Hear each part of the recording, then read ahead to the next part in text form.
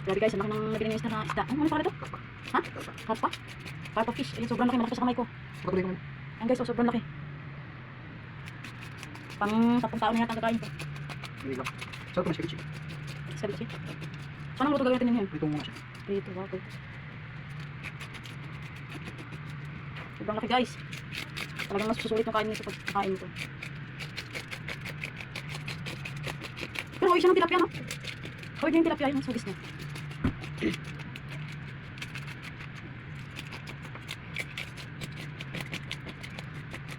Siyan guys, gagawin natin dito is prito.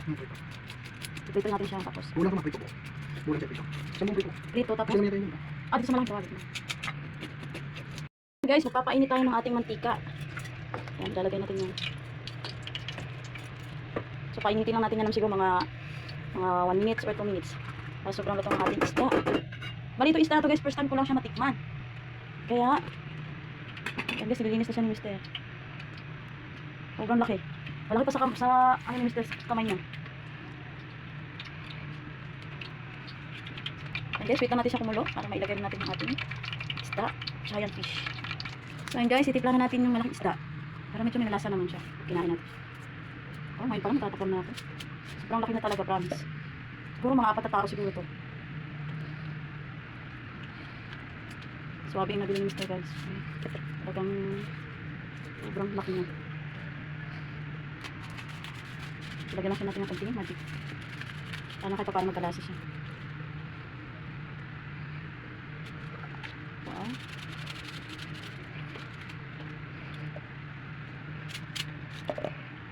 So halagang 200 mo may mabibili ka ng ganito kalaking isda sa palengke. Pero ngayon lang nagkaroon ng ganito isda sa palengke, di ba? Bihira lang ito, karpa. Bihira lang to guys, sobra dito sa palengke namin. So ayan, ito na yung ating pinakulong kamantika. Oh.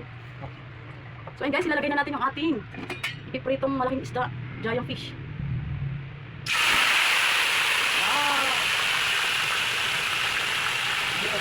Sobrang laki guys, sobra. Tingnan nyo naman. Hindi ka sa Yes, yes. Tingnan nyo, sobrang laki. Hindi na magkasya sa kawali. So pinamalaking kawali na to guys. So guys, antayin lang natin siya maluto. Haligtad na natin siya. Tingnan nyo naman, nakakatakam na talaga. Grabe, sobra.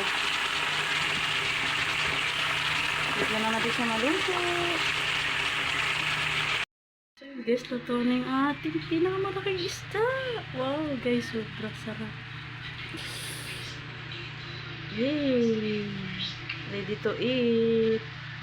So guys, kain na po tayo.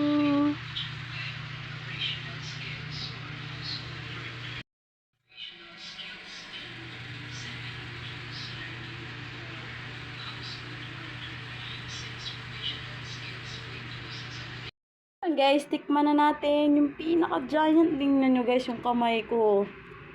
Wala sa kalahati ng isda ko. Sobrang laki. So guys, ang init pa guys. Tapos sausa natin sa pinang mimisili. Sobrang sarap guys. Tara, let's eat. Ayan guys, soft drinks. Paminsan-minsan lang naman to guys. Dito talaga to halos araw-araw. Bihira lang kami mag soft drinks dito. Wow, sobrang laki din ng baso guys oh. Yun, mapapansin nyo, napakalaki din ng baso nito. Tara guys, kain tayo ulit.